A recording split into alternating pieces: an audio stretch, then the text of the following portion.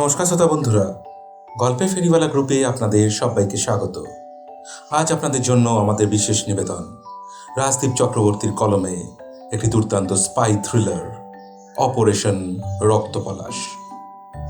গল্প পাঠে আরজে সৌমিক, অনির্বাণের ভূমিকায় রাজদীপ চক্রবর্তী, অর্ঘ্যর ভূমিকায় অতনু ভট্টাচার্য, সান্যালের ভূমিকায় মৃন্ময় মান্না, বিক্রমের ভূমিকায় সঞ্জিত মল্লিক, কাপুর ও দর্জির ভূমিকায় আবির অধিকারী, ডক্টর চ্যাটার্জির ভূমিকায় রাহুল। আবহ সঙ্গীত রাজদীপ চক্রবর্তী। পোস্টার ডিজাইন আর ডি ক্রিয়েশনস। সমগ্র পর্ব পরিকল্পনা ও পরিচালনায় টিম গল্পের ফেরিওয়ালা। শুরু হচ্ছে আজকের বিশেষ নিবেদন রাজদীপ চক্রবর্তীর কলমে অপারেশন রক্তপলাশ।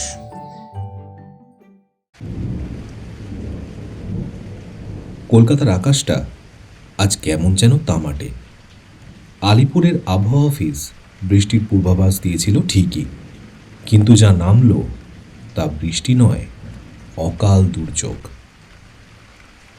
মাঝ ফাল্গুনের রাতে হাড় কাঁপানো উত্তরে হাওয়ার সাথে ঝিরঝিরে বৃষ্টি শহরটাকে ঝাপসা করে দিয়েছে। রাত ঠিক 2:15 ইস্টার্ন কমান্ডের সদর দপ্তর ফোর্ট উইলিয়ামের একটি সুরক্ষিত ঘরে বসে আছেন মেজর জেনারেল সান্যাল। তার সামনে রাখা ল্যাপটপের স্ক্রিনে একটা লাল বিন্দু সমানে জ্বলছে আর নিভছে। উত্তর সিকিমের নাথুলা সেক্টরের ঠিক 25 কিলোমিটার গভীরে একটি বিশেষ ট্রান্সমিটার থেকে এই সিগন্যালটা আসছে। কিন্তু সমস্যা হলো, ওই এলাকায় গত 48 ঘন্টা ধরে ভারতীয় সেনার কোনো টহলদারি দল থাকার কথা নয়। জেনারেল সান্যাল ইন্টারকমে নিচু গলায় বললেন, ওকে কি পাওয়া গেছে? ওপাশ থেকে উত্তর এলো, হ্যাঁ স্যার, ও এখন প্রিন্সেপ ঘাটের কাছে একটা ভাঙা চোরা ভাড়া বাড়িতে আছে, তবে ওকে রাজি করানো কঠিন হবে। সান্যাল একটা দীর্ঘশ্বাস ফেলে বললেন, রাজি ওকে হতেই হবে। দেশের সুরক্ষার প্রশ্ন। গাড়ি পাঠান।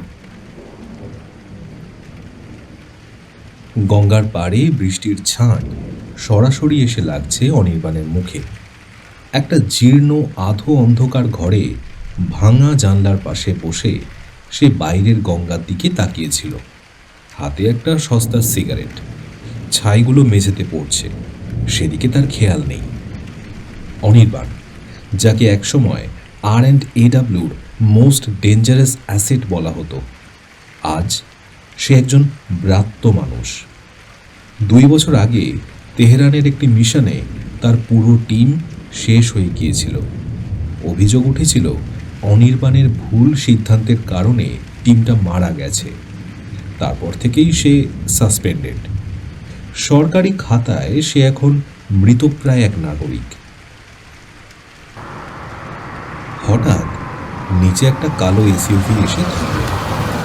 অনির্বাণ জানলার কাচের প্রতিফলনে দেখল 3 জন সুঠাম চেহারার মানুষ গাড়ি থেকে নামছে। তাদের হাঁটার ধরন বলে দিচ্ছে তারা সাধারণ পুলিশ নয়। অনির্বাণ মুচকি হাসল। তার একাকিত্বের সময় শেষ হতে চলেছে। দরজায় কড়া নাড়ল কেউ। অনির্বাণ দরজা খুলল না, বরং গম্ভীর গলায় বলল, ভেতর আসুন মেজর কাপুর, দরজা খোলাই আছে। মেজর কাপুর ভেতরে ঢুকে কিছুটা অবাক হলেন। অনির্বাণ তাকে না দেখেই চিনে ফেলেছে। অনির্বাণ, জেনারেল সান্যাল আপনার সাথে এখনই দেখা করতে চান।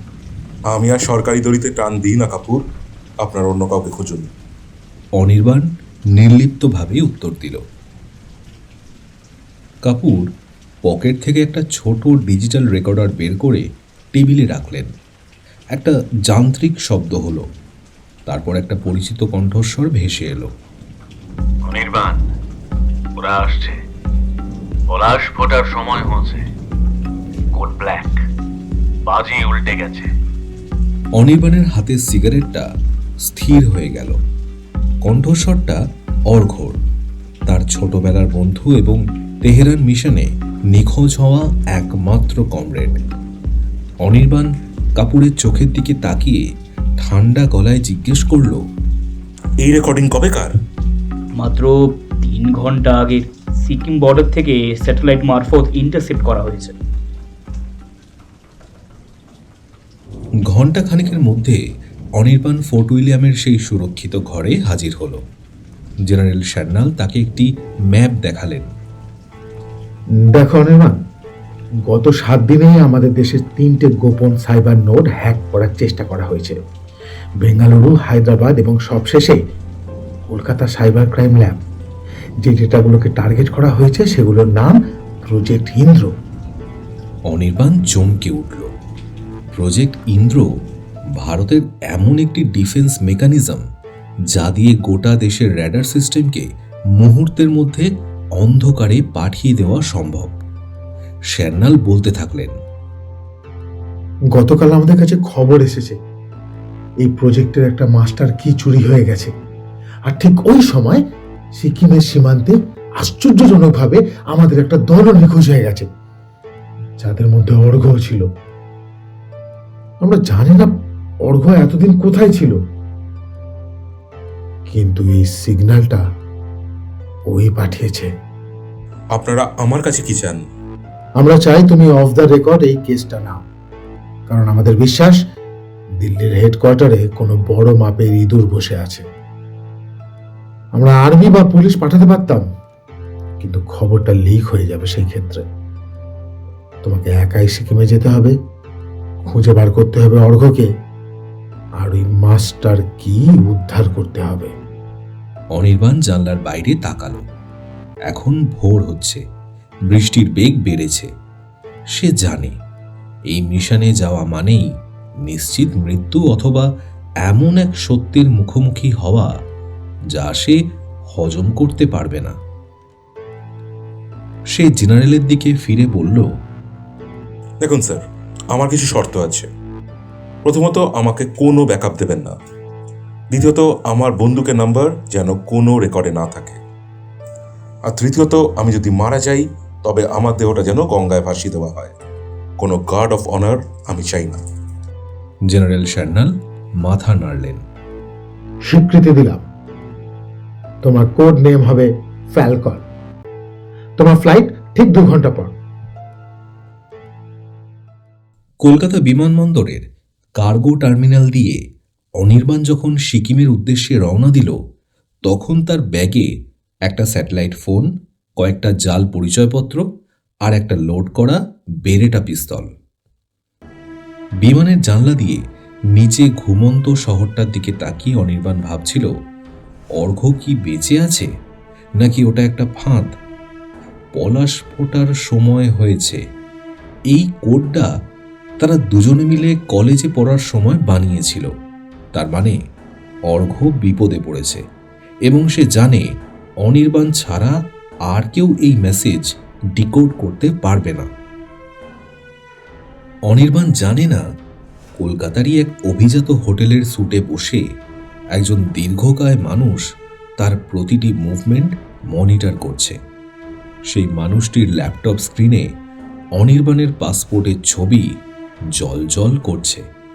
সে ফোন তুলে নিচু গলায় বলল, পাখি উড়েছে, ওকে ওকে পাহাড়ে পৌঁছতে দাও, সেখানেই ওর শেষ কৃত্য হবে। সিকিমের প্যাকিয়ং বিমানবন্দর যখন অনির্বাণকে স্বাগত জানালো, তখন পাহাড়ের বুকে মেঘেদের লুকোচুরি খেলা চলছে। কিন্তু অনির্বাণের মন পড়ে আছে সেই বার্তার উপর, পলাশ ফোটার সময় হয়েছে। ফাল্গুন মাসে পাহাড়ে পলাশ ফোটে না, পলাশ ফোটে সমতলে। তাহলে অর্ঘ্য কেন এই কোড ব্যবহার করল? এর মানে কি বিপদটা সমতলে, নাকি পাহাড়ের আড়ালে লুকিয়ে আছে অন্য কোনো রক্তক্ষয়ী খেলা? অনির্বাণ বিমানবন্দর থেকে বেরিয়ে কোনো ট্যাক্সি নিল না। সে জানত বিমানবন্দরের বাইরে নজরদারি থাকতে পারে। সে পায়ে হেঁটে প্রায় 2 কিলোমিটার দূরে একটি ছোট গুমটির সামনে দাঁড়ালো। সেখানে একটি জিপ দাঁড়িয়েছিল, যার নম্বর প্লেট কাদা দিয়ে ঢাকা। ড্রাইভারের আসনে বসা ছিল একজন তিব্বতী যুবক, নাম দর্জি। ফ্যালকন, দর্জি নিচু গলায় জিজ্ঞেস করল। অনির্বাণ মাথা নাড়ল। দর্জি ইশারায় তাকে উঠে বসতে বলল। জিপটা পাহাড়ি চড়াই উতরাই পেরিয়ে গ্যাংটকের মূল শহর এড়িয়ে উত্তর সিকিমের দিকে ছুটতে লাগল। লাচুংয়ের কাছাকাছি একটা ছোট কাঠের বাংলোতে তাদের থাকার ব্যবস্থা করা হয়েছিল। দর্জি আসলে R&AWর একজন স্থানীয় কন্ট্যাক্ট পার্সন। ও সাবজি, গত 3 দিনে এই এলাকায় অনেকগুলো ড্রোন মুভমেন্ট দেখা গেছে। দর্জি ম্যাপটা বিছিয়ে দিয়ে বলল। সবগুলো ড্রোনই একটা নির্দিষ্ট পয়েন্ট থেকে কন্ট্রোল করা হচ্ছে। ডেড ম্যানস পাস, ওটা নো ম্যানস ল্যান্ডের খুব কাছে। অনির্বাণ তার বেরেটা পিস্তলটা চেক করতে করতে বলল, অর্ঘ সিগন্যালটা কি এখনো আসছে? না সাবজি, শেষ সিগন্যালটা এসেছিল 12 ঘন্টা আগে, তারপর সব সাইলেন্ট। হঠাৎ বাংলোর বাইরের জানলায় একটা খসখস শব্দ হলো। অনির্বাণ বিদ্যুৎ গতিতে নিচু হয়ে গেল। মুহূর্তের মধ্যে এক ঝাঁক সাইলেন্সার লাগানো গুলির শব্দে জানলার কাচ চুরমার হয়ে গেল। অনির্বাণ চিৎকার করে উঠল। দর্জি, আলো নেভাও! অন্ধকারের মধ্যেই অনির্বাণ জানলার নিচে দিয়ে গড়িয়ে বারান্দায় চলে এলো। বাইরে ঘন কুয়াশা। সেই কুয়াশার বুক চিরে লেজার লাইটের লাল বিন্দুগুলো বাংলোর দেওয়ালে নাচছে। অন্তত 4 জন পেশাদার আততায়ী ঘিরে ফেলেছে তাদের। অনির্বাণ ঠান্ডা মাথায় অপেক্ষা করতে লাগলো। প্রথম আততায়ী যখন দরজার লক ভাঙার চেষ্টা করল, অনির্বাণ তার পিস্তল থেকে মাত্র 2টো নিখুঁত শট নিল। লোকটা আর্তনাদ করারও সুযোগ পেল না। দর্জি পেছন দিক থেকে অন্য একজনকে ছুরির আঘাতে ঘায়েল করল, কিন্তু বাকি 2 জন পালিয়ে গেল জঙ্গলের গভীরে। অনির্বাণ বুঝল তার আগমন গোপন নেই। দ্য শ্যাডোর লোকগুলো তাকে স্বাগত জানানোর জন্য আগে থেকেই প্রস্তুত ছিল। নিহত আততায়ীটির পকেট চেক করতে গিয়ে অনির্বাণ একটা ছোট সিলভার রঙের মেমোরি চিপ পেল। চিপটার গায়ে কোনো নাম লেখা নেই, শুধু একটা বিশেষ কোড খোদাই করা, X71। অনির্বাণের শিরদাঁড়া দিয়ে একটা হিমশীতল স্রোত বয়ে গেল। X71 কোনো সাধারণ কোড নয়। এটি ভারতীয় প্রতিরক্ষা মন্ত্রকের সেই প্রোটোকল যা কেবল যুদ্ধের চরম মুহূর্তে পরমাণু অস্ত্র বা মিসাইল ডিফেন্স সিস্টেম সক্রিয় করতে ব্যবহৃত হয়। তার মানে যারা এই চিপটা বহন করছে তাদের লক্ষ্য শুধু তথ্য চুরি নয়, তাদের লক্ষ্য দেশের নিয়ন্ত্রণ কেড়ে নেওয়া। সে দ্রুত তার স্যাটেলাইট ফোন দিয়ে জেনারেল শ্যান্নালকে কল করল। স্যার, আমাকে অ্যাটাক করা হয়েছে। ওদের কাছে X71 প্রোটোকল মার্ক করা একটা চিপ রয়েছে। প্রজেক্ট ইন্দ্রর হ্যাকিংয়ের গভীরতা আমাদের ধারণার চেয়েও বেশি। অনির্বাণ, সাবধান। দিল্লি থেকে খবর পেয়েছি প্রজেক্ট ইন্দ্রর চিফ আর্কিটেক্ট ডক্টর চ্যাটার্জি নিখোঁজ, আর তার শেষ জিপিএস লোকেশন পাওয়া গেছে তোমার থেকে মাত্র 10 মাইল দূরে একটা পরিত্যক্ত আর্মি বাংকারে। তোমাকে ওখানে পৌঁছাতেই হবে। রাত বাড়ার সাথে সাথে বরফ পড়তে শুরু করেছে। অনির্বাণ আর দর্জি ট্রেকিং শুরু করলো। কোনো আলো ব্যবহার করা যাবে না, কারণ পাহাড়ের খাঁজে শত্রুর নাইট ভিশন ক্যামেরা থাকতে পারে। প্রায় 3 ঘন্টা পর তারা যখন সেই পরিত্যক্ত বাংকারের কাছে পৌঁছালো, তখন তারা যা দেখল তা অভাবনীয়।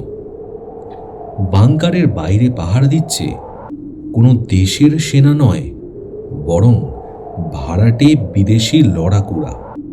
আর বাংকারের ভেতরে ডক্টর চ্যাটার্জিকে চেয়ারে বেঁধে রাখা হয়েছে। তার সামনে ল্যাপটপ নিয়ে বসে আছে একজন মাঝবয়সী লোক, যার চোখের একটা অংশ কাটা। অনির্বাণ বাইনোকুলার দিয়ে লোকটাকে চিনতে পারল। এ হলো ভিক্টর, এক সময়ের কুখ্যাত মার্সেনারি, যাকে ইন্টারপোল গত 5 বছর ধরে খুঁজছে। ডক্টর, আপনার বায়োমেট্রিক কোডটা যদি আর 10 মিনিটের মধ্যে না পাই, তবে আপনার পরিবার যে কলকাতায় সুরক্ষিত নেই সেটা আপনি ভালো করেই জানেন। ভিক্টর হিস হিসে গলায় বলল। অনির্বাণ দেখল ডক্টর চ্যাটার্জির আঙুল কাঁপছে। তিনি টাইপ করতে শুরু করেছেন। ভারতের পুরো এয়ার ডিফেন্স গ্রিড বিকল করার চূড়ান্ত পাসওয়ার্ড। অনির্বাণ দর্জিকে ইশারা করল। আমি বাংকারের ডান দিক দিয়ে একটা সারপ্রাইজ এন্ট্রি নিচ্ছি। তুমি বাইরে জেনারেটরটাকে টার্গেট করো। অন্ধকার হতেই আমি ডক্টরকে নিয়ে বেরোবো। ওকে? ঠিক তখনই অনির্বাণের ফোনের স্ক্রিনে একটা মেসেজ পপ আপ করলো। কোনো নাম নেই, শুধু একটা স্ট্রিং নাম্বার থেকে। মেসেজটা ছিল, ফ্যালকন, বাংকারে ঢুকো না, ওটা একটা ফাঁদ, ভেতরে থার্মাল সেন্সর লাগানো আছে। অনির্বাণ থমকে গেল। মেসেজটা কি অর্ঘ্যর?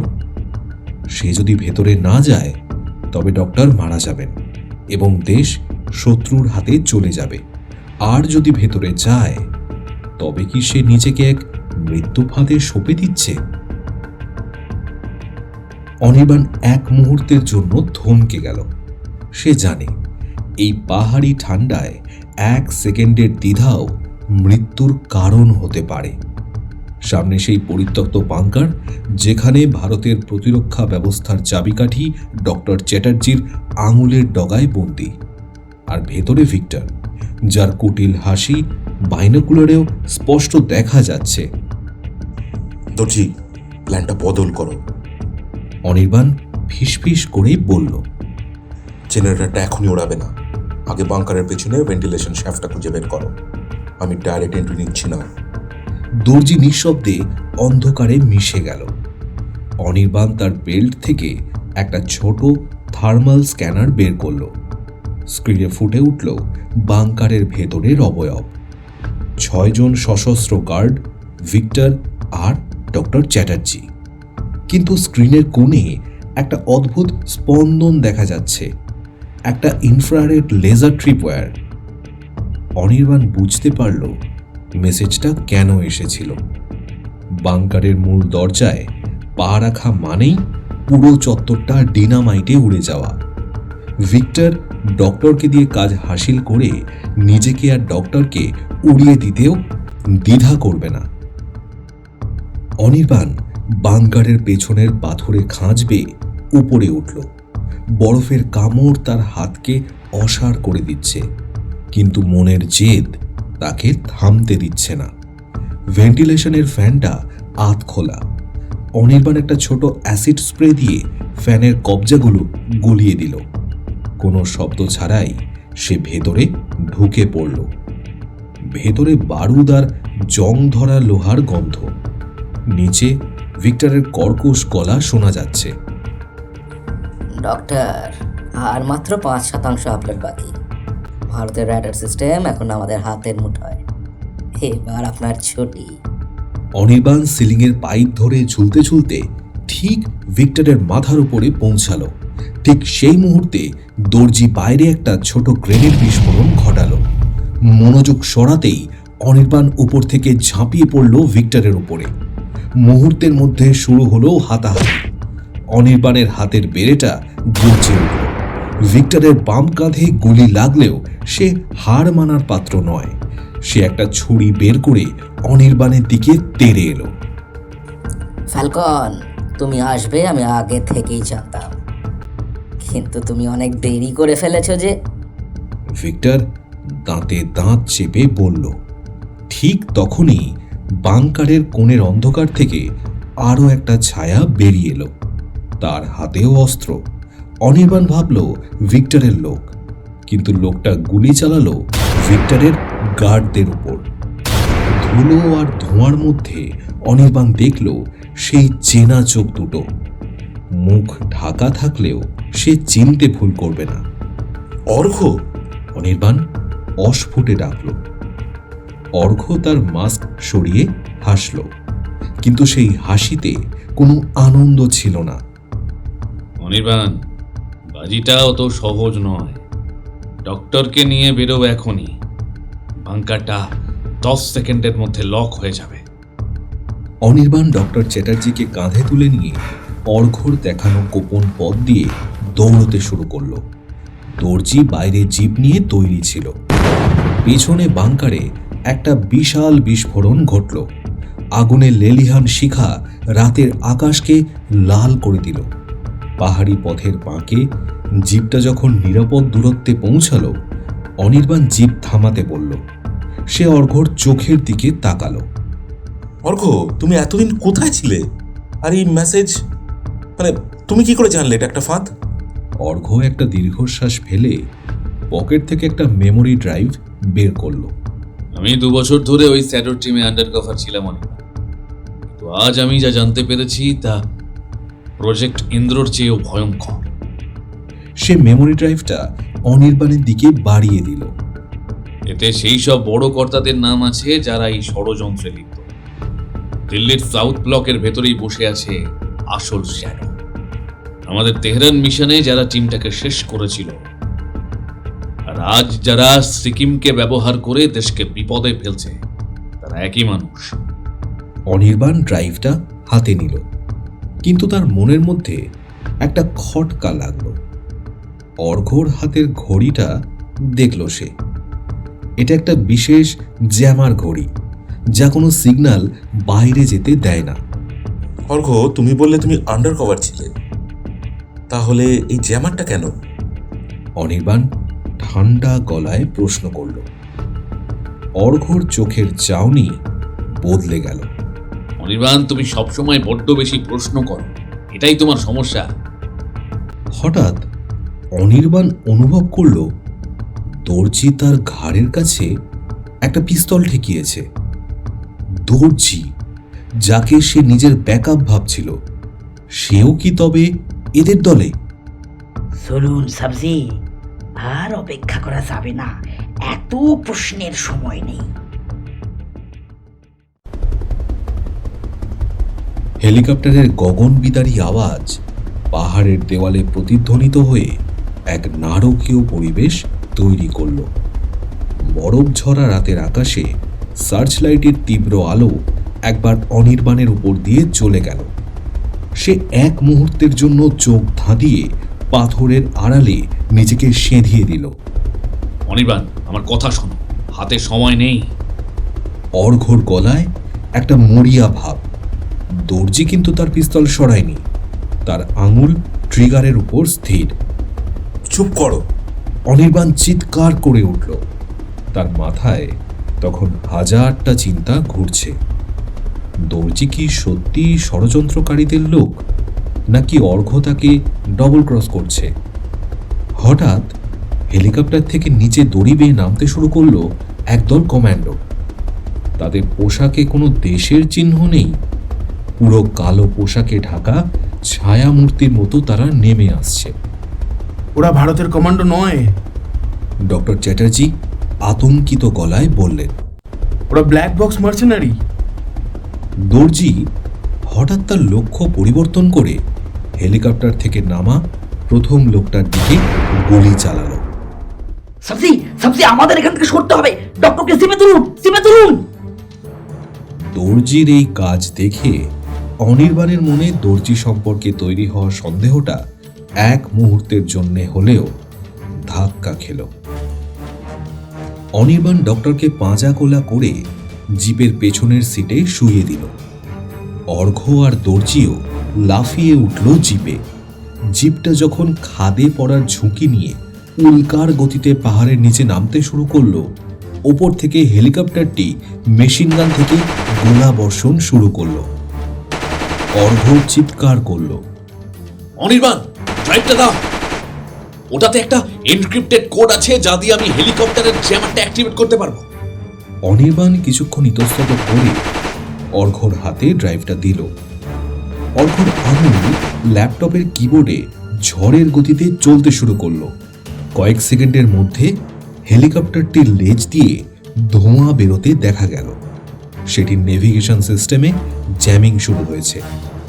নিয়ন্ত্রণ হারিয়ে হেলিকপ্টারটি পাশের এক বিশাল পাইন গাছে ধাক্কা খেয়ে নিচে অতল খাদে আছড়ে পড়ল। একটা কান ফাটানো বিস্ফোরণে পাহাড়ের নিস্তব্ধতা ভেঙে চুরমার হয়ে গেল। ভোর হওয়ার ঠিক আগে তারা গ্যাংটকের একটি গোপন নিরাপদ আস্তানায় পৌঁছালো। ডক্টর চ্যাটার্জি অবসন্ন হয়ে ঘুমিয়ে পড়েছেন। দর্জি বাইরে পাহারায়। ঘরে শুধু অনির্বাণ আর অর্ঘ্য। এবার আসল সত্যিটা বলো অর্ঘ্য। অনির্বাণ দেওয়ালে হেলান দিয়ে বসল। তার হাত তখনও পিস্তলের বাঁটের উপর। অর্ঘ্য ল্যাপটপের স্ক্রিনটা অনির্বাণের দিকে ঘুরিয়ে দিল। এই ফাইলগুলো দেখো, এগুলো ভিক্টরের সার্ভার থেকে নেওয়া। এতে শুধু X71 প্রোটোকল নেই, এতে ভারতের প্রতিরক্ষা মন্ত্রকের একজন উচ্চ পদস্থ কর্মকর্তার সাথে ভিক্টরের ইমেল চালাচালের রেকর্ড আছে। অনির্বাণ ঝুঁকে পড়ে ইমেলগুলো পড়তে লাগল। প্রেরকের নাম সরাসরি কোথাও নেই, শুধু একটা কোড নেম, চাণক্য। এই চাণক্যটা কে? অনির্বাণ ভ্রু কুঁচকে জিজ্ঞেস করল। জানি না, তবে একটা জিনিস লক্ষ্য করো। অর্ঘ্য একটা ফাইলের উপর ক্লিক করল। চাণক্য ভিক্টরকে নির্দেশ দিয়েছিল তোমাকে আর ডক্টরকে সিকিমে শেষ করে দেওয়ার জন্য, কারণ তোমরা বেঁচে থাকলে তার পরিচয় সামনে চলে আসবে। হঠাৎ বাইরের অন্ধকার থেকে একটা বুলেটের শব্দ ভেসে এলো। পর মুহূর্তেই দর্জির আর্তনাদ শোনা গেল। অনির্বাণ লাফিয়ে জানলার কাছে গিয়ে দেখল দর্জি মাটিতে পড়ে আছে, আর চারপাশ থেকে আরও কয়েকটা ছায়া এগিয়ে আসছে। অনির্বাণ বুঝতে পারল খেলাটা কেবল সিকিমের এই পাহাড়ে শেষ হওয়ার নয়। শত্রুরা তাদের নিজেদের ঘরের ভেতরেই শীত কেটে বসে আছে। অনির্বাণ, আমাদের দিল্লিতে যেতে হবে। অর্ঘ্য তার ব্যাগটা পিঠে তুলে নিল। সরাসরি সাউথ ব্লকে, সেখানে চাণক্যের মুখোশ খুলতে হবে। কিন্তু মনে রেখো, আমরা এখন দেশের কাছেও অপরাধী। আমাদের এখন কেউ বিশ্বাস করবে না। অনির্বাণ জানলার বাইরে তাকিয়ে থাকা ভোরের ধূসর আলোর দিকে দেখল। সে জানে এই লড়াইয়ে জয়ী হওয়া মানেই কেবল দেশ রক্ষা নয়, বরং নিজের অস্তিত্বের প্রমাণ দেওয়া। তার হাতে এখন কেবল একটা অপশন, দিল্লি যাত্রা। অনির্বাণ জানত এই আস্তানাটি আর নিরাপদ নয়। দর্জির উপর হওয়া হামলা প্রমাণ করে দিয়েছে যে চাণক্য তাদের প্রতিটা পদক্ষেপ জানে। চারপাশ ঘিরে থাকা ছায়ামূর্তিরা কোনো সাধারণ অপরাধী নয়, তারা প্রশিক্ষিত হিট স্কোয়াড। আস্তানার চারপাশ তখন নিঝুম, শুধু ভোরের কুয়াশায় ঢাকা পাইন বনের খসখস শব্দ। অর্ঘ্য জানলার এক কোণ দিয়ে বাইরেটা দেখে ফিসফিস করে বলল, অন্তত 6 জন, সবাই থার্মাল স্পেক্স পরে আছে। আমরা বেরোলেই টার্গেট লক করবে। ওরা আমাদের মারতে চায় না অর্ঘ্য, ওরা চায় ওই ড্রাইভটা ডক্টরকে। তাই ওরা সরাসরি গ্রেনেড মারছে না। এটাই আমাদের সুযোগ। অনির্বাণ ঘর থেকে বেরোনোর কোনো চেষ্টা করল না। সে ডক্টর চ্যাটার্জিকে বাথরুমের নিচু ভেন্টিলেশন দিয়ে বেরোতে বলল। তারপর সে অর্ঘ্যকে নিয়ে ঘরের ভেতরে থাকা একটা পুরনো গ্যাস সিলিন্ডার আর ফ্রিজের কুণ্ডুলি দিয়ে একটা ছোট্ট ডিকয় তৈরি করল। সে ঘরের ভেতরে থাকা সব আলোগুলোকে একটা নির্দিষ্ট ইন্টারভ্যালে দপদপ করার ব্যবস্থা করল, যাতে বাইরে থেকে মনে হয় ভেতরে মানুষ নড়াচড়া করছে।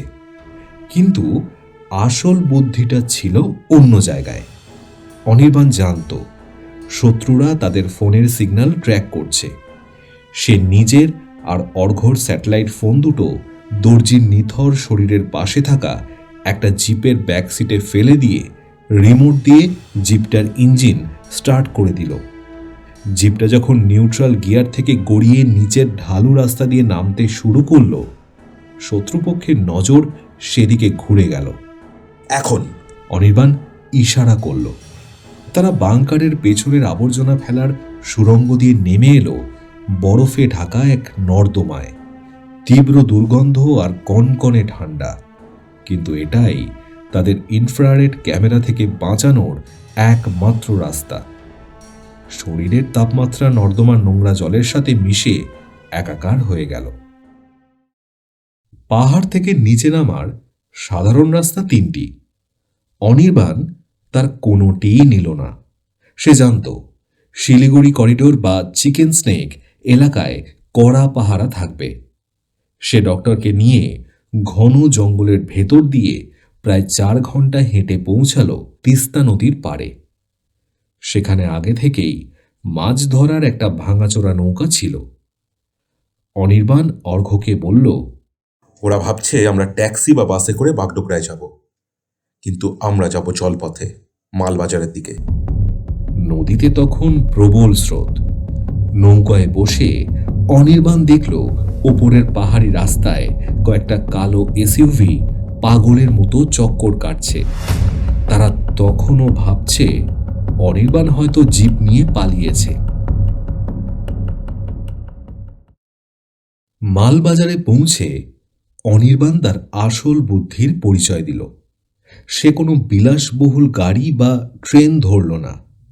সে স্থানীয় এক শ্রমিকের দল যারা কাজের সন্ধানে দিল্লি যাচ্ছে তাদের সাথে মিশে যাওয়ার সিদ্ধান্ত নিল। ডক্টর চ্যাটার্জিকে সে সাজিয়ে দিল একজন বৃদ্ধ অসুস্থ গ্রামীণ মানুষ হিসেবে, যার মুখ চাদরে ঢাকা। অনির্বাণ নিজে নিল একজন ট্রাক ড্রাইভারের ছদ্মবেশ, আর অর্ঘ্য তার ক্লিনার। শিলিগুড়ি মোড়ে যখন পুলিশ আর আন্ডারকভার এজেন্টরা প্রতিটা প্রাইভেট কার চেক করছিল, তখন অনির্বাণের 10 চাকার লরিটা বীর দর্পে তাদের সামনে দিয়ে বেরিয়ে গেল। লরির ভেতরে আলুর বস্তার নিচে লুকিয়েছিল সেই মহামূল্যবান ড্রাইভ আর ডক্টর চ্যাটার্জি। ট্রাকের ভেতরে বসে অর্ঘ্য ফিসফিস করে বলল, অনির্বাণ, দিল্লিতে ঢোকা মানে কিন্তু বাঘের খাঁচায় ঢোকা। চাণক্য নিশ্চয়ই সাউথ ব্লকের আশেপাশে জাল বিছিয়ে রেখেছে। অনির্বাণ স্টিয়ারিং ঘোরাতে ঘোরাতে একটা ম্লান হাসল। চাণক্য নীতি জানে, কিন্তু সে গেরিলা যুদ্ধ জানে না। দিল্লিতে আমরা সাধারণ পথে ঢুকবো না অর্ঘ্য, আমরা এমনভাবে ঢুকবো যাতে চাণক্য নিজেই আমাদের রেড কার্পেট নিয়ে স্বাগত জানায়। লরি যখন উত্তরপ্রদেশের হাইওয়ে দিয়ে দিল্লির সীমানার দিকে এগোচ্ছে, অনির্বাণ লক্ষ্য করল ডক্টর চ্যাটার্জি খুব মন দিয়ে তার ল্যাপটপে কিছু একটা দেখছেন। অনির্বাণ আর চোখে দেখল ডক্টর কোনো একটা ফাইল ডিলিট করার চেষ্টা করছেন। ডক্টর, ওটা কি? অনির্বাণের গলার স্বরে এক নিমেষে ট্রাকের ভেতরের তাপমাত্রা কমে গেল। ডক্টর চ্যাটার্জি চমকে উঠলেন। হ্যাঁ, না কিছু পুরনো ব্যক্তিগত ফাইল ছিল। অনির্বাণ ট্রাকটা রাস্তার একপাশে সজোরে ব্রেক কষে থামালো। সে অর্ঘ্যর হাত থেকে ল্যাপটপটা কেড়ে নিল। ড্রাইভটা চেক করতে গিয়ে সে দেখল অর্ঘ্য তাকে যে ইমেলগুলো দেখিয়েছিল সেখানে প্রেরকের আইপি অ্যাড্রেসটা চাণক্যের নয়, সেটা খোদ ফোর্ট উইলিয়ামের একটি সার্ভারের। অনির্বাণের মাথায় বিদ্যুৎ খেলে গেল। জেনারেল শ্যান্নাল, নাকি শ্যান্নালের আড়ালে অন্য কেউ? আর অর্ঘ্য কি সত্যি এগুলো জানতো না, নাকি সে অনির্বাণকে ভুল পথে চালিত করছে? দিল্লির সীমানার আলো দেখা যাচ্ছে দূরে, কিন্তু অনির্বাণের মনে হচ্ছে আসল শত্রু ট্রাকেই বসে নেই তো। অনির্বাণের লরি যখন দিল্লির কুণ্ডুলি বর্ডারে পৌঁছালো তখন রাত 3টে। চারপাশ ঘন কুয়াশায় ঢাকা। চেকিং পয়েন্টে সার দিয়ে ট্রাক দাঁড়িয়ে। অনির্বাণ দেখল সাধারণ পুলিশের পাশাপাশি সেখানে সিভিল ড্রেসে কিছু লোক ঘোরাফেরা করছে, যাদের কোমরে লুকোনো অস্ত্রের অবয়ব স্পষ্ট। অনির্বাণ বুঝল হাইওয়ে দিয়ে ঢোকা অসম্ভব। সে ট্রাকটা এক ধাবার পাশে দাঁড় করিয়ে অর্ঘ্য আর ডক্টরকে নিয়ে পিছনের জঙ্গল দিয়ে পায়ে হেঁটে যমুনা নদী পার হওয়ার সিদ্ধান্ত নিল। কনকনে ঠান্ডা জল পেরিয়ে যখন তারা দিল্লির মূল ভূখণ্ডে পা রাখল তখন তারা পরিশ্রমে বিধ্বস্ত, কিন্তু অনির্বাণের মাথায় তখন ঘুরছে সেই আইপি অ্যাড্রেসটা, ফোর্ট উইলিয়ামের সার্ভার। অনির্বাণ একটা ভাঙা দেওয়ালের আড়ালে দাঁড়িয়ে ফিসফিস করে বলল, অর্ঘ্য, সান্যাল স্যার কি আমাদের বিপদে ফেলতে পারেন? দর্জিকে তো উনিই পাঠিয়েছিলেন। আমিও তাই ভাবছি। দিল্লিতে আমাদের ব্যাকআপ দেওয়ার কথা ছিল কর্নেল রাজীবের, কিন্তু রাজীব সান্যালের খুব ঘনিষ্ঠ। আমরা যদি সরাসরি সান্যালের কাছে যাই তবে হয়তো আমাদের জ্যান্ত কবর দেওয়া হবে। তারা করলবাগের এক সস্তা লজে ছদ্মনামে উঠল। সেখানে বসে অনির্বাণ চিপটা আবার বিশ্লেষণ করতে শুরু করল। হঠাৎ সে একটা ডিলিট করা অডিও ফাইল রিকভার করল। ফাইলে একটা অস্পষ্ট কথোপকথন শোনা যাচ্ছে। ফ্যালকনকে সিকিমেই শেষ করতে হবে। ডক্টরকে নিয়ে এসো সাউথ ব্লকের 5 নম্বর গেটে। জেনারেল সব ব্যবস্থা করে রেখেছেন। কণ্ঠস্বরটা অবিকল জেনারেল সান্যালের। অনির্বাণের পায়ের নিচ থেকে মাটি সরে গেল।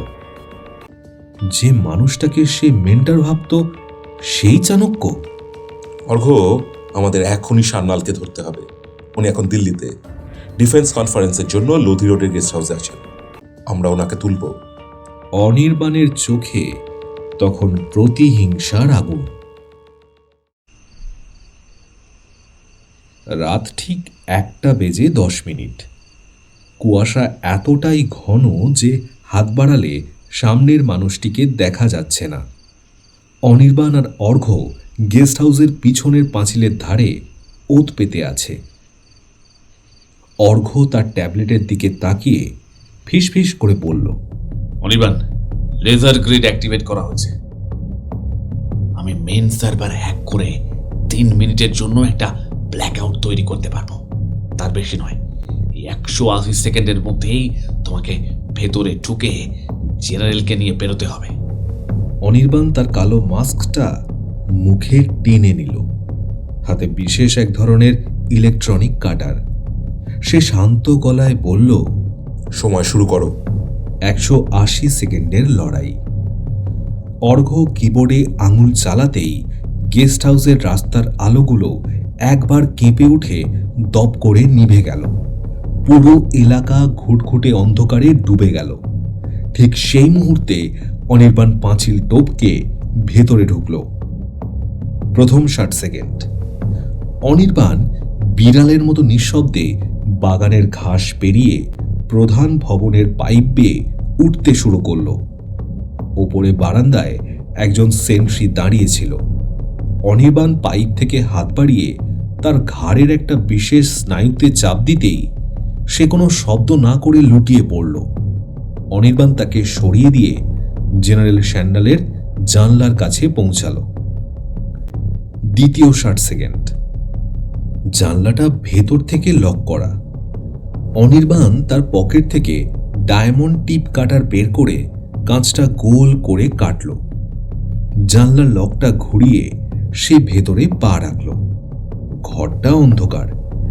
খাটে শুয়ে আছেন জেনারেল সান্যাল। অনির্বাণ পকেট থেকে ক্লোরোফর্মের বোতল বের করতে যাবে, ঠিক তখনই ঘরের ভেতরে একটা লাল রঙের ইন্ডিকেটর জ্বলে উঠল। অর্ঘ্যর গলা ইয়ারপিসে ফেটে পড়ল। অনির্বাণ, ওরা জেনারেটর ব্যাকআপ অন করে দিয়েছে। সিকিউরিটি অ্যালার্ম বেজে উঠেছে, এখনই বেরো। পুরো বিল্ডিং এর সাইরেন বাজতে শুরু করলো। করিডোরে বুটের আওয়াজ শোনা যাচ্ছে। অনির্বাণ আর সময় নষ্ট করল না। সে সান্যালের মুখে রুমাল চেপে ধরল। সান্যাল ধস্তাধস্তির চেষ্টা করলেন, কিন্তু অনির্বাণের লোহার মতো শক্ত হাতের সামনে তিনি হার মানলেন। অনির্বাণ সান্যালকে কাঁধে তুলে জানলা দিয়ে নিচে তাকালো। গার্ডরা সার্চ লাইট নিয়ে এদিকেই আসছে। নিচে নামার কোনো উপায় নেই। অনির্বাণ চিৎকার করে উঠল, অর্ঘ্য, ব্যাক গেটে ধোঁয়া ছাড়ো। নিচে মুহূর্তের মধ্যে একটা স্মোক গ্রেনেড ফাটল। সাদা ধোঁয়ায় চারিদিক ঢেকে গেল। অনির্বাণ সান্যালকে নিয়ে দোতলার বারান্দা থেকে সরাসরি নিচের ঝোপের উপর ঝাঁপ দিল। পায়ের গোড়ালিতে প্রচণ্ড চোট লাগল, কিন্তু দাঁতে দাঁত চেপে সে উঠে দাঁড়ালো। পেছন থেকে গুলি চলতে শুরু করেছে। গার্ডদের চিৎকারে আকাশ বাতাস কেঁপে উঠল। অনির্বাণ শ্যান্নালকে নিয়ে ল্যান্সডাউন রোডের অন্ধকারের দিকে দৌড়াতে শুরু করল। অর্ঘ্য আগেই একটা চুরি করা অ্যাম্বুলেন্স নিয়ে দাঁড়িয়েছিল। অনির্বাণ শ্যান্নালকে পেছনের সিটে ছুঁড়ে দিয়ে নিজে লাফিয়ে উঠল। অর্ঘ্য রান, ওরা আমাদের ঘিরে ফেলেছে। অ্যাম্বুলেন্সের সাইরেন বাজিয়ে অর্ঘ্য গাড়ি ছোটালো। পেছনের আয়নায় দেখা যাচ্ছে অন্তত 4টে জিপ তাদের ধাওয়া করছে। দিল্লির রাজপথে শুরু হলো এক রোমহর্ষক হাই স্পিড চেস। অর্ঘ্য জানত সাধারণ পথে গেলে ধরা পড়তে হবে, তাই সে অ্যাম্বুলেন্স নিয়ে ঢুকে পড়ল চাঁদনি চকের সরু গলির গোলক ধাঁধায়। একবার একটা জিপ তাদের প্রায় ধরে ফেলেছিল।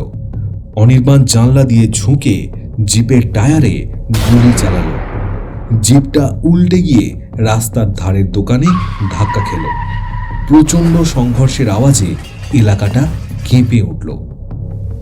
অবশেষে কুয়াশার সুযোগ নিয়ে তারা যমুনার ধারের সেই পরিত্যক্ত গুদামে পৌঁছালো। অনির্বাণ হাঁপাচ্ছিল, তার কপাল দিয়ে রক্ত গড়াচ্ছে। সে শ্যান্নালের দিকে তাকিয়ে বলল, শেষ পর্যন্ত আপনি আমাদের খাঁচায় এলেন জেনারেল। এবার আপনার চাণক্য নীতি আপনি আমাদের শোনাবেন। অন্ধকার গুদামে শ্যান্নালকে চেয়ারে বেঁধে রাখা হয়েছে। অনির্বাণ তার চোখের উপর একটা তীব্র আলো জ্বেলে দিল। চাণক্য নীতি তো খুবই ভালোই জানতেন স্যার, কিন্তু নিজের ছাত্রকে চিনতে একটু ভুল করেছেন যে। শ্যান্নাল জ্ঞান ফিরতেই কাঁপতে কাঁপতে বললেন, অনির্বাণ এ কি করছো তোমরা? এটা রাষ্ট্রদ্রোহিতা। অর্ঘ্য চিৎকার করে উঠল, রাষ্ট্রদ্রোহিতা আপনি করেছেন। এই দেখুন আপনার অডিও ক্লিপ। আপনি ভিক্টরকে আমাদের মারার হুকুম দিয়েছিলেন। শ্যান্নাল বিস্ময়ে বিমূঢ় হয়ে গেলেন। এই গলাটা আমার হতে পারে, কিন্তু এই কথাটা আমি কখনো বলিনি। অনির্বাণ, তুমি ভুল করছো। এটা এআই জেনারেটেড ভয়েস হতে পারে। আমাকে ভাসানো হচ্ছে। অনির্বাণ শুনতে চাইল না। সে শ্যান্নালের আঙুলের নখের ফাঁকে সূঁচ ফুটিয়ে দিল। শ্যান্নাল যন্ত্রণায় আর্তনাদ করে উঠলেন, কিন্তু তার একই কথা।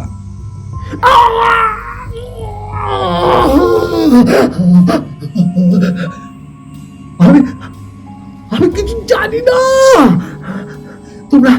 তোমরা ভুল করছো। আসল বিপদ আসছে। আজ রাতে কনট প্লেসে ভারতের সব থেকে বড় লিডাররা ডিনারে বসবেন। সেখানে নাশকতা হবে। অনির্বাণ হাসল। আমাদের বিভ্রান্ত করার চেষ্টা করবেন না স্যার। সে শ্যান্নালকে আরও টর্চার করতে শুরু করল। শ্যান্নালের শরীর ফেটে রক্ত বেরোচ্ছে, কিন্তু তিনি পাগলের মতো বলতে থাকলেন,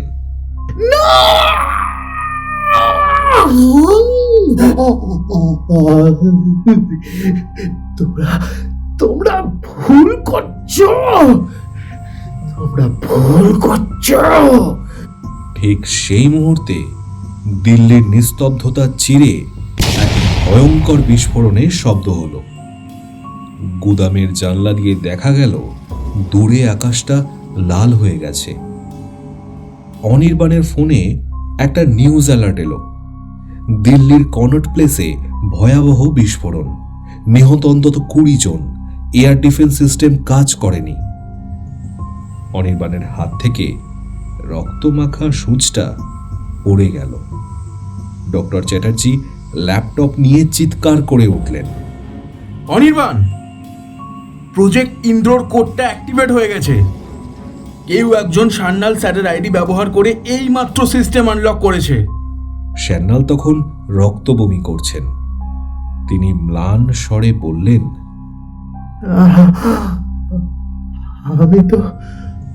আমি তো তোমাদের সাথে এখানে বন্দি ছিলাম। তাহলে কোডটা কে দিল? অনির্বাণের পায়ের নিচ থেকে যেন মাটি সরে গেল। শ্যান্নাল রক্তাক্ত অবস্থায় চেয়ারে ঝুলে পড়েছেন, অথচ ওনার ডিজিটাল আইডি ব্যবহার করে কেউ একজন দিল্লির বুকে ধ্বংসলীলা চালিয়ে দিল। অনির্বাণ কাঁপতে কাঁপতে অর্ঘ্যর দিকে তাকালো। অর্ঘ্যর চোখেও তখন অবিশ্বাসের ছায়া। তার হাতে থাকা ল্যাপটপটা সে অনির্বাণের দিকে ঘুরিয়ে ধরল। অনির্বাণ, সান্যাল স্যারের আইডি যখন লগ ইন করা হয় তখন স্যার আমাদের সামনে এই চেয়ারে বন্দি। তার মানে স্যার সত্যি নির্দোষ। অর্ঘ্যর গলা অপরাধ বোধে বুঝে এলো। সান্যাল ম্লান স্বরে ভাঙা গলায় হাসলেন। মুখ দিয়ে রক্ত গড়িয়ে পড়ছে।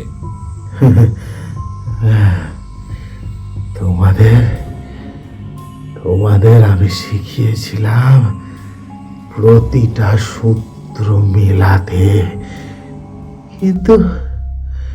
কিন্তু তোমরা আবেগের বশে ভুল সূত্রের পিছনে দৌড়ালে। এখন দেখো দিল্লি চলছে।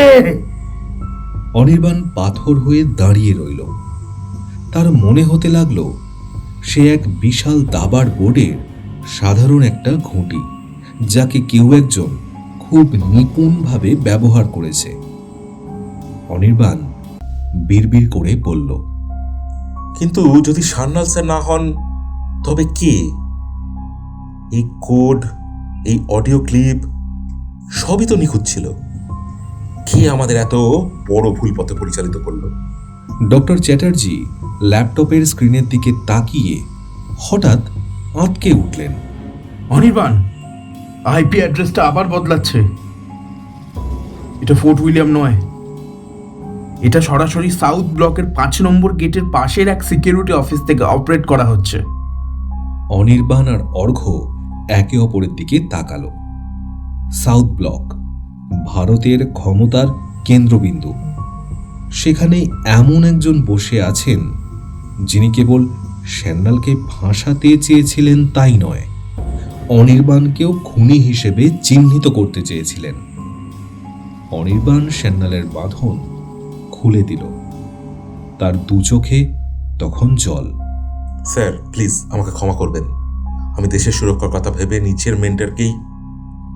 সান্যাল অনির্বাণের কাঁধে একটা রক্তাক্ত হাত রাখলেন।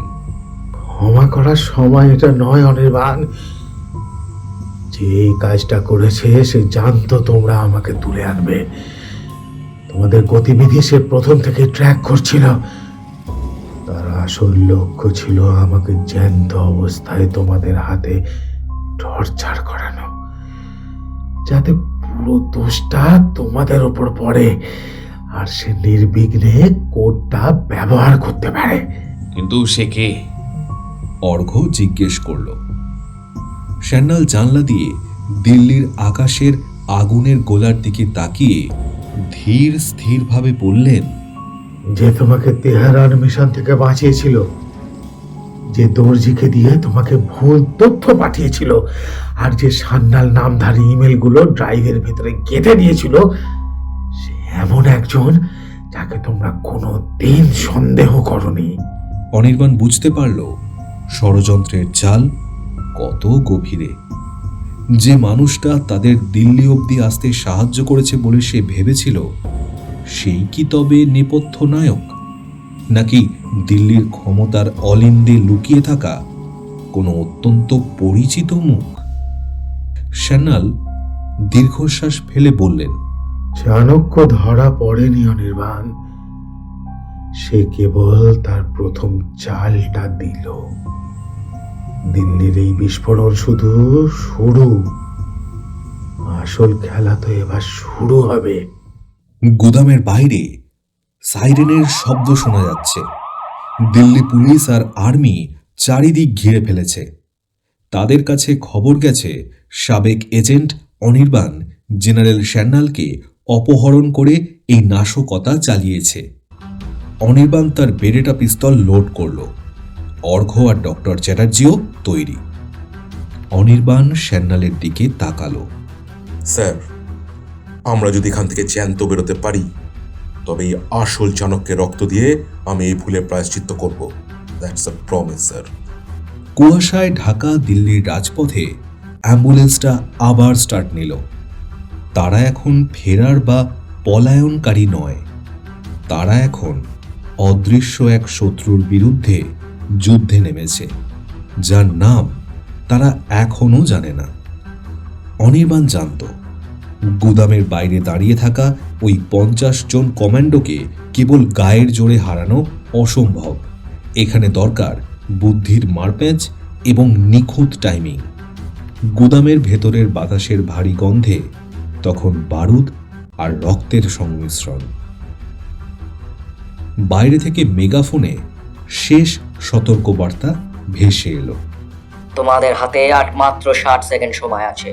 সারেন্ডার না করলে আমরা ভেতরে গ্যাস গ্রেনেড ছুড়ব। অনির্বাণ মেঝের উপর পড়ে থাকা একটা তেলের ড্রাম উল্টে দিল।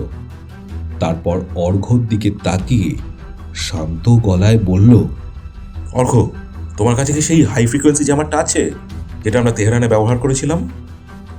আছে, কিন্তু ওটা মাত্র 30 মিটার ব্যাসার্ধের মধ্যে কাজ। যথেষ্ট।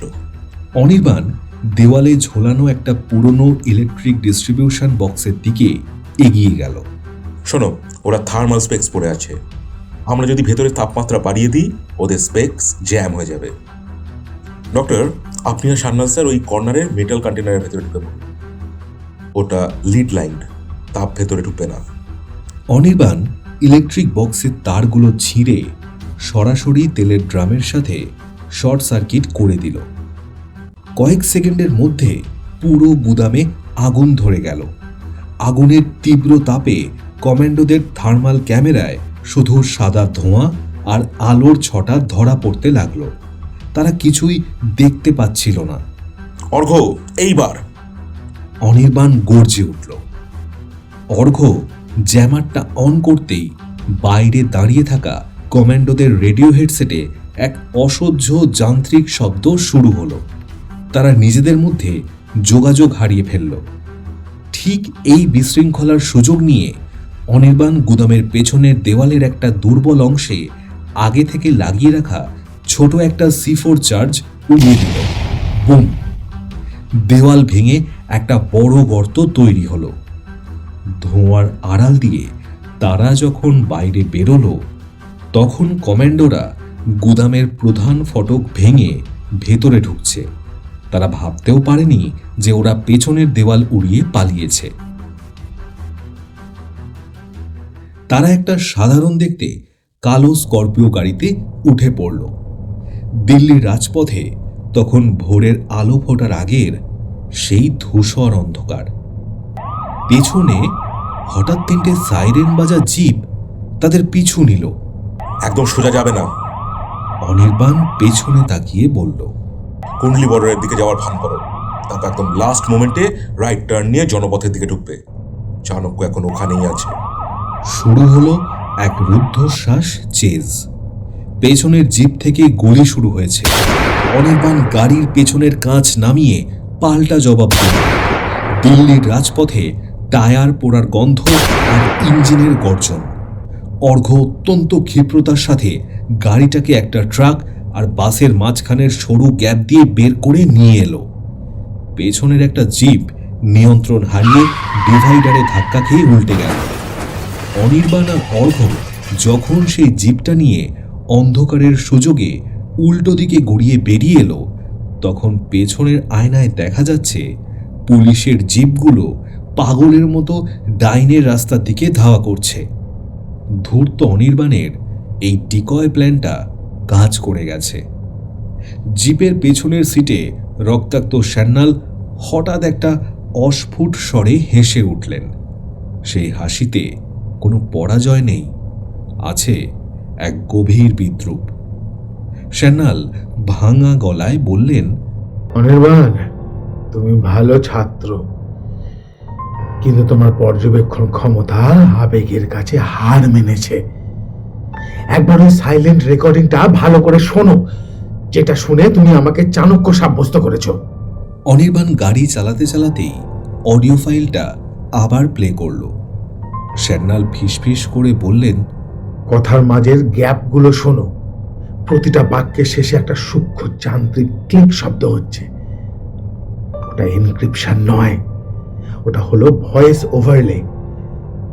দিল্লিতে কেবল একজনের অফিসেই এই হাই এন্ড এআই সফটওয়্যার আছে, যা দিয়ে যে কারো কণ্ঠস্বর হুবহু নকল করা যায়।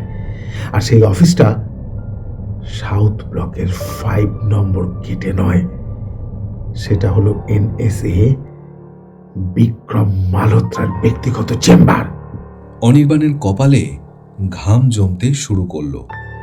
সান্যাল বলে চললেন, বিক্রম জানতো তুমি আমাকে ধরবে, আর ও চেয়েছিল তুমি আমাকে টর্চার করো, যাতে আমি মুখ খোলার আগেই মারা যাই।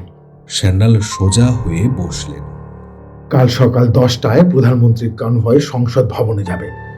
বিক্রম মালহোত্রা নিজেই সেই কনভয়ের সিকিউরিটি ইনচার্জ, আর ও চায় কনভয়ের উপর একটা ফেক অ্যাটাক করিয়ে জরুরি অবস্থা জারি করতে এবং প্রজেক্ট ইন্দ্রর মাধ্যমে পুরো দেশের সেনাকে নিজের কবজায় নিতে। ওকে আজ রাতেই আটকাতে হবে।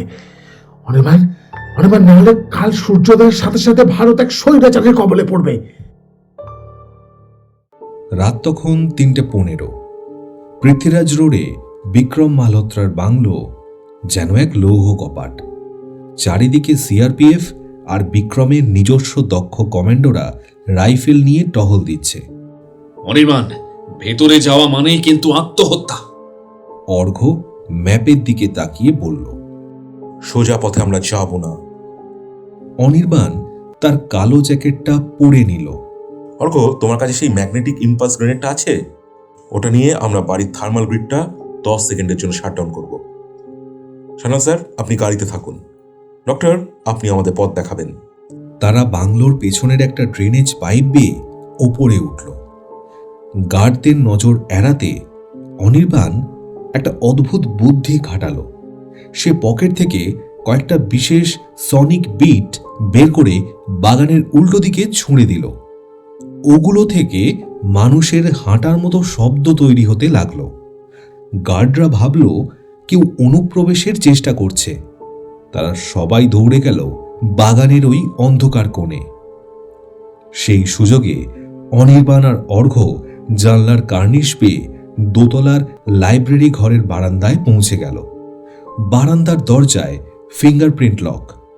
অনির্বাণ তার পকেট থেকে একটা জেল প্যাড বের করল, যা দিয়ে সে কিছুক্ষণ আগে জিপের সিটে পড়ে থাকা বিক্রমের একটা পুরনো ফাইলের উপর থেকে নেওয়া আঙুলের ছাপ নকল করে লকের উপর বসালো।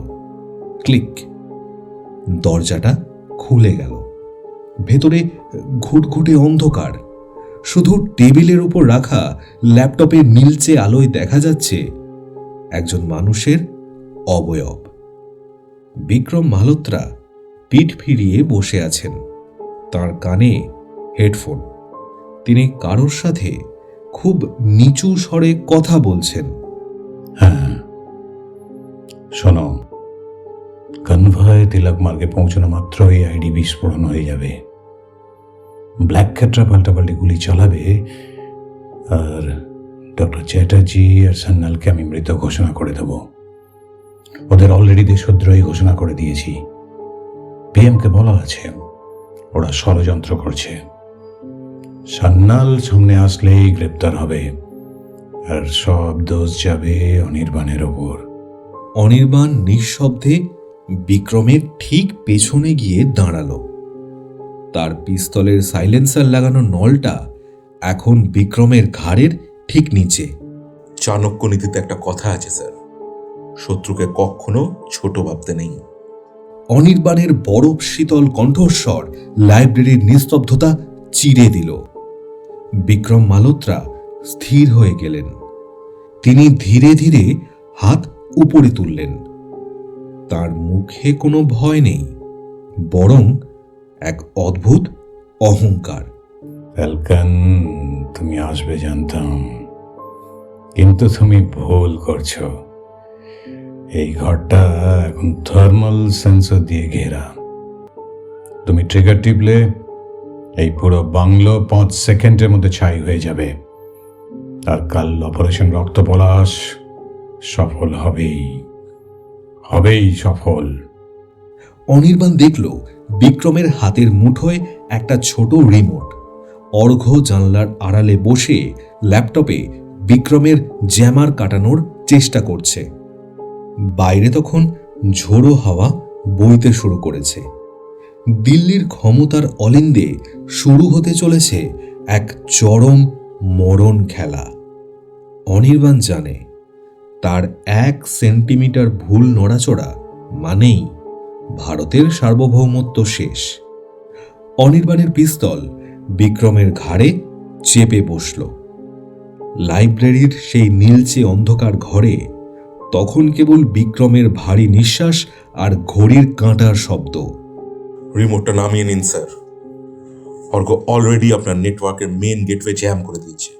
আপনি টিপলেও কোনো সিগন্যাল বাইরে যাবে না।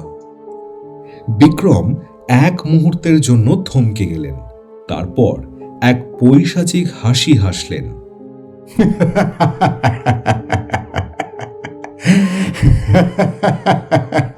অনির্বাণ, অনির্বাণ, তুমি অনেক বড় এজেন্ট হতে পারতে, কিন্তু কিন্তু তুমি বড্ড বেশি লজিক্যাল।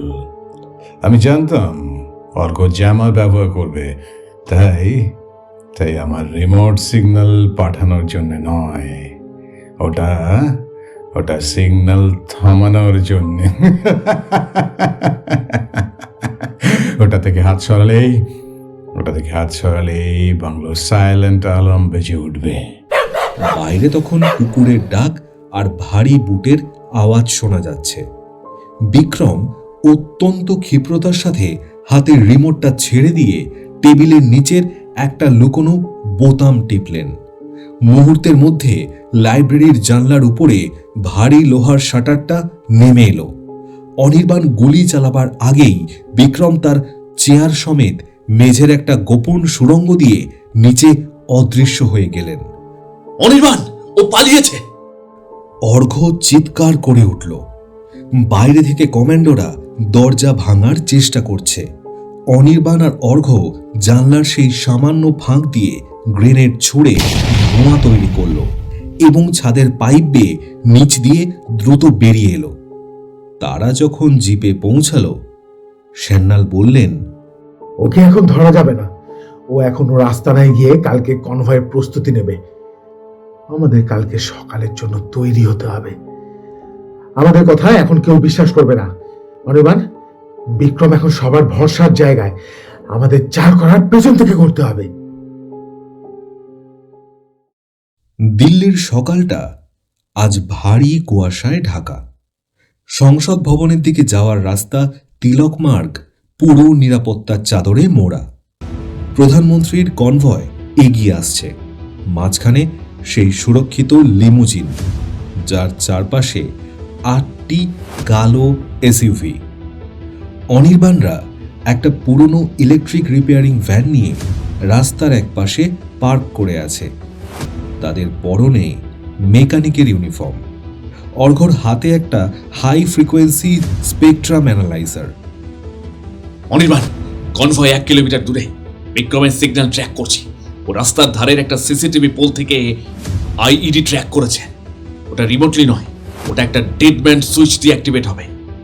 অনির্বাণ বুঝতে পারল বিক্রম মালহোত্রা নিজেই কনভয়ের কোনো একটি সিকিউরিটি গাড়িতে বসে আছেন। তিনি যদি দেখেন কোনো বিপদ, তবেই তিনি সুইচ টিপবেন। অনির্বাণকে এমন কিছু করতে হবে যাতে বিস্ফোরণও না হয়, আবার বিক্রমের কাছে সিগন্যালও না পৌঁছায়। অনির্বাণ বিদ্যুৎ গতিতে রাস্তার মোড়ের ইলেকট্রিক বক্সে চড়ল। সে মেন পাওয়ার লাইন কাটল না, বরং সেখানে একটা ফেজ লুপ তৈরি করল। এর ফলে পুরো এলাকার সিসিটিভি ক্যামেরাগুলো সচল থাকলেও বিক্রমের মনিটরে ফুটেজটা 3 সেকেন্ড ল্যাগ করতে শুরু করলো। 3 সেকেন্ড, ওটাই আমাদের সময়। অনির্বাণ লাফিয়ে নিচে নামল। কনভয় এখন তিলক মার্গের ঠিক সেই পয়েন্টে যেখানে ড্রেন পাইপের নিচে 20 কেজি RDX পোঁতা আছে। বিক্রম মালহোত্রা তাঁর সিকিউরিটি জিপে বসে রিমোটের উপর আঙুল রাখলেন। তিনি স্ক্রিনে দেখলেন কনভয় এখনো মোড় ঘোরেনি, কিন্তু বাস্তবে কনভয় তখন ঠিক RDX এর উপর দিয়ে যাচ্ছে। অনির্বাণ ঠিক সেই 3 সেকেন্ডের গ্যাপে একটা শক্তিশালী ইলেকট্রোম্যাগনেটিক পালস গান ব্যবহার করল, যা সরাসরি ড্রেনের পাইপের উপর ফোকাস করা ছিল। RDX এর ইলেকট্রনিক ডিটোনেটর মুহূর্তের মধ্যেই ফ্রাই হয়ে গেল। বিক্রম রিমোট টিপলেন, কিন্তু কিছুই হলো না। তিনি পাগলের মতো বারবার বোতাম টিপতে লাগলেন। তার মনিটরে দেখা গেল কনভয় নিরাপদ দূরত্বে চলে গেছে। বিক্রম বুঝলেন তিনি হেরে গেছেন। তিনি গাড়ি থেকে নেমে পালানোর চেষ্টা করলেন, কিন্তু ততক্ষণে অনির্বাণ আর অর্ঘ্য ভিড়ের মধ্যে মিশে গিয়ে তার পেছনে পৌঁছে গেছে। জনাকীর্ণ রাস্তার এক কোণে অনির্বাণ বিক্রমের পিঠের পেছনে পিস্তল ঠেকালো। আপনার সময় শেষ, চাণক্য। অনির্বাণ নিচু গলায় বলল। বিক্রম মালহোত্রা স্তব্ধ হয়ে দাঁড়িয়ে রইলেন। তিনি দেখলেন অর্ঘ্য তার সেই মাস্টার ড্রাইভটা উদ্ধার করে ফেলেছে। বিক্রম হাসলেন।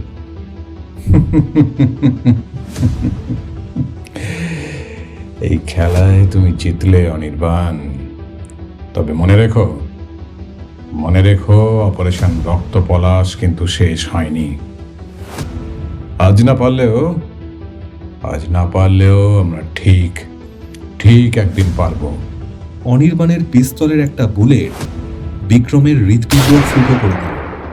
কেউ কিছু বোঝার আগেই সে ভিড়ে মিশে গেল। বিকেলে ইন্ডিয়া গেটের কাছে সূর্যাস্ত দেখা যাচ্ছে। জেনারেল স্যান্ডালের হাতে ব্যান্ডেজ, কিন্তু তার চোখে আজ প্রশান্তি। অনির্বাণ, তুমি আজ প্রমাণ করলে যে চাণক্যের বুদ্ধি আর অর্জুনের লক্ষ্য দুটো এক হলে কোনো ষড়যন্ত্রই দেশকে হারাতে পারবে না। স্যান্ডাল অনির্বাণের কাঁধে হাত রাখলেন। অনির্বাণ ম্লান হাসল।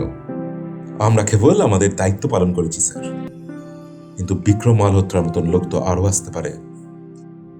আসুক,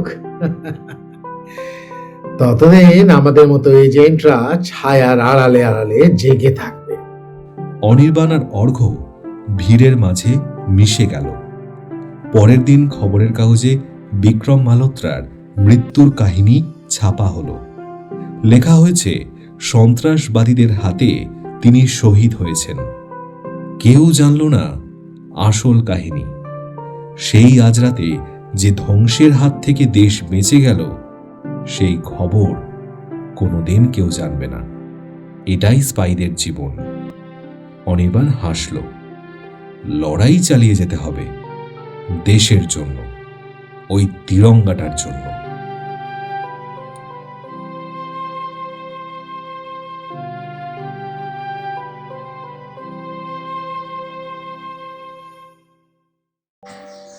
শুনছিলেন রাজদীপ চক্রবর্তীর কলমে অপারেশন রক্তপলাশ। কেমন লাগলো আছে গল্পটি? যদি ভালো লেগে থাকে অতি অবশ্যই ভিডিওটিকে লাইক করুন, ভিডিওটি শেয়ার করুন, যাতে আরও বেশি সংখ্যক লোকের কাছে আমরা পৌঁছতে পারি। আর আপনাদের মতামত দয়া করে কমেন্ট সেকশনে লিখে আমাদেরকে জানান। আর নতুন শ্রোতা বন্ধুরা দয়া করে চ্যানেলটিকে সাবস্ক্রাইব করে আমাদের পাশে থাকুন। দেখা হবে আগামী সপ্তাহে আরও একটি দুর্দান্ত গল্পের সাথে। আজ গল্প পাঠে ছিল সৌমিক, অতনু, মৃন্ময়, সঞ্জিত, আবির, রাহুল ও আমি রাজদীপ। ফিরব আগামী সপ্তাহে। ততদিন সবাই ভালো থাকবেন, সুস্থ থাকবেন, আর অবসর সময় অতি অবশ্যই শুনতে থাকবেন গল্পের ফেরিওয়ালা গ্রুপের নানান অডিও স্টোরিজ। ধন্যবাদ।